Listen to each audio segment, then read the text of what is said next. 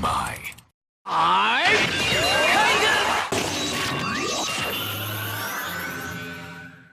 What is up, YouTube? This is Nanashi with another deck profile video. This time I'm going to show you my updates and changes to my Earth deck, which is still the Rock type Gemnite, Block, and Koa'ki Meiru mix. This deck used to be a 50 card build, but I decided to reduce it down to 40 because of a few new combos I wasn't made aware of until I started playing the deck more and more. And reducing the deck's size definitely helped me get them faster. So let's see where this goes. Starting off with the large monster lineup, we have a playset of Gemnite Lazuli. Unfortunately, I'm still waiting on one of my copies to come in the mail, so I'm going to be proxying it until I can get it. But it is coming. If it's sent to the graveyard by a card effect, you can add a normal monster in your graveyard to your hand. We also have a single copy of Block Golem, mainly just because Block Golem kind of clogs at anything higher than 1 from what I've discovered. And you contribute it from the field to special summon any 2 level 4 or lower rock monsters from your graveyard, but only if all the monsters in your grave are Earth attributes. We have triple Gemnite Lapis, which is becoming a bigger and bigger key piece of this deck than I ever thought she would. She may be a normal, but she's the main fusion component, and honestly one of my favorite link materials to use. We also have 2 Barrier Statue of the Droughts. As long as it's face up on the field, the only thing that can be special summoned are Earth monsters. And this definitely does slow a few people down, especially that True King deck that I've had to deal with for a while. Then we move into the Koa'ki Meiru set. We have 3 Guardian, who have the ability to tribute themselves and negate a monster effect, 2 Overload, who can negate a special summon or normal summon, or any summon really, and we have 3 Wall, which can negate a spell card. The number on this is constantly changing for this deck, but this seems to be the most consistent number that I could find. We also have 3 Block Dragon, which is the most resourceful card I have ever seen in the Rock type deck ever. You cannot normal summon or set it, you have to special summon it by banishing 3 Earth monsters from your graveyard or your hand, and you can special summon it from the hand or the graveyard actually, and if it goes from the field to the graveyard, you get to add any up to 3 monsters from your deck to your hand whose total levels equal 8. And the way that I have this deck arranged, you can do 1, 3, and 4 and get the maximum use out of this card. And as long as it's face up on the field, your rock monsters cannot be destroyed by anything except battle. And that includes the Koa'ki Meiru's own self-destruct effects, from what I can tell.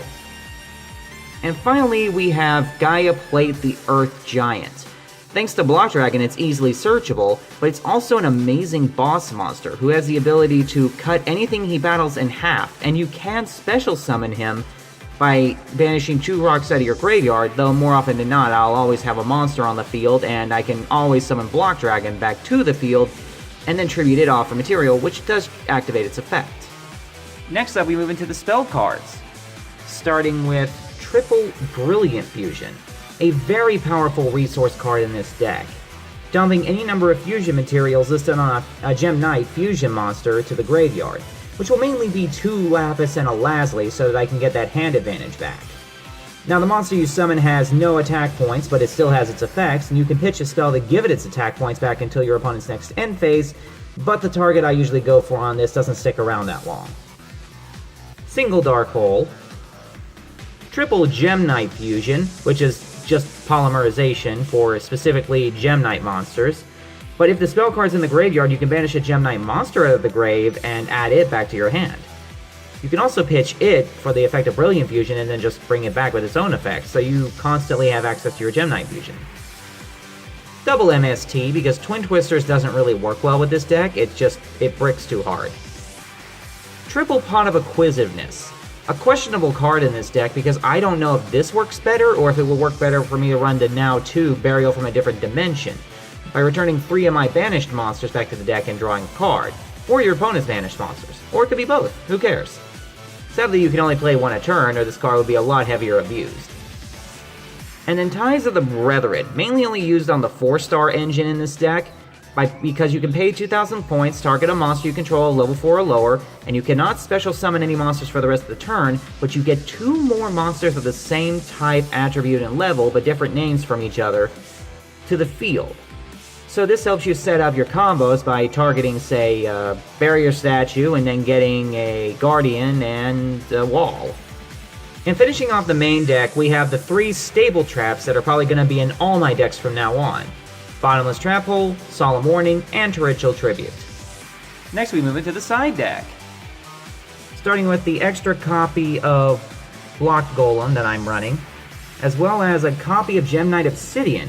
Not really a big fan of running him in the main deck. He doesn't really do very much, because he has to be in your hand for the effect to do anything. If he's sent from the hand to the graveyard, you can target a level 4 or lower normal monster in your grave and special summon it, which I guess makes it good for reusing that level 3 Lapis as a link material, but realistically it's so specific I would have to constantly search it, and I haven't had enough time making use out of the Block Golem I already have. The 3rd copy of Barrier Statue of the Drought is in here though, as well as a playset of Fossil Dyna Pachycephalo. God, that name's a handful. As long as this card's face up on the field, neither player can special summon, and when it's flipped face up, all special summon monsters on the field are destroyed. So it's a good anti-special summon card. 2 Gigantes, which I really like in this deck, I just don't really have room for it. You can special summon it from your hand by banishing a rock out of your graveyard, and if it's destroyed by battle, you get to blow up all spell traps on the field, so he definitely has use. I also have a 3rd copy of Koa'ki Meiru Overload, 3rd copy of MST, Frame Control, which I might actually remove from this deck entirely just because it's not really doing very much, Double Fiendish Chain, Compulsory, and Mirror Force. And now we finish up with the extra deck, starting off with a pair of Gem Knight Lady Lapis Lazuli. Requires Gem Knight Lapis and a Gem Knight monster to summon, and once per turn you have the ability to drop a Gem Knight from your main or extra deck to the graveyard to deal 500 damage to your opponent for every special summon monster on the field. So this actually has immediate interactivity with both players' fields. We have the Gem Knight Seraphinite, and no, you are not seeing this incorrectly. I do run it, and I don't run a light monster, and that's because I don't need to. I have a card in this deck that allows me to summon it without having to use a light monster, which is why this deck is going to be able to be 100% pure Earth attributes. And it is essential that I have this card in this deck because, well, the additional normal summon helps the 4-star engine. Then we have the Gem Knight Zirconia. Not really much to say about this. I am still missing a copy, but I'm getting it. It's mainly just a beat stick and a drop target in the event that I run out of main deck targets for the Lapis Lazuli play. We also have a single copy of Gem Knight Master Diamond. I don't use it too often, which is why it's only at 1, but it does have a good effect. Gains 100 attack for every Gem Knight in the graveyard, requires 3 to summon, so that's base 32. And you can banish a level 7 or lower Gem Knight Fusion monster from your graveyard to give it the effects. Then we have the Gem Knight Lady Brilliant Diamond, which is definitely warranted at 2, also requiring 3 materials to summon, but it has a much more powerful effect. By tributing off a Gem Knight monster I currently control, I have the ability to special summon any Gem Knight Fusion monster from my extra deck, ignoring its summoning conditions. And yes, that is how I summon my Seraphinite. Because I do have enough level 3s to warrant it, I do run a copy of Soul of Silver Mountain, who, while it's face up on the field, you can detach a material to lock a set spell trap face down, and if it manages to destroy something in battle while it has a material, you can special summon any Earth monster from your graveyard, so it does give you recoup. There's also one Diamond Crab King. I realistically just use it in the event that I need a defense, but it does have a decent effect, because it can swap its attack and defense by detaching a material, and after it attacks, it switches itself to defense mode. So it's good for surprise offense-defense. We also have one Go Goliath. This card is probably the least used out of my rank 4 engine, because all it really does is detach and add a monster from my graveyard to my hand of level 4 Rock, Earth, and most of the time those are banished by the time its effect even comes into play. But it also gives my monsters 800 extra defense, and my Xyz plays are definitely more on the defensive side. There's also the matter of the single copy of Giant Hand.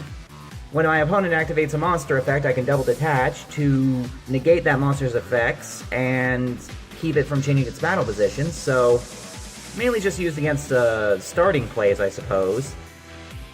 And the card that I've been the most excited to see in this archetype, Mrs. Radiant. Link 2 monster, generic Earth attribute, so obviously it's going to be in this and one other deck. All Earths gain 500 attack, all Wind lose 400 attack, and if it's destroyed by any means, I get to add any Earth monster from my grave to my hand, so it itself is also great recoup. And that's the deck. This deck required a lot more thought to be put into it with the changes to the Link Zone field than I ever thought possible, because I figured Mrs. Radiant would just be an easy out, but no, I have to be a lot more clever with my moves now. But it doesn't mean it's impossible for this deck to play, it just means it's a little bit more dependent on certain moves than I thought. And it's still a great deck, even if it does clunk a little. I hope you guys like the deck profile, and if you can think of any ways that I can improve this rock deck any more than I already have, feel free to let me know. But in the meantime, this has been Nanashi, signing out. What's the next stage? What's the next stage?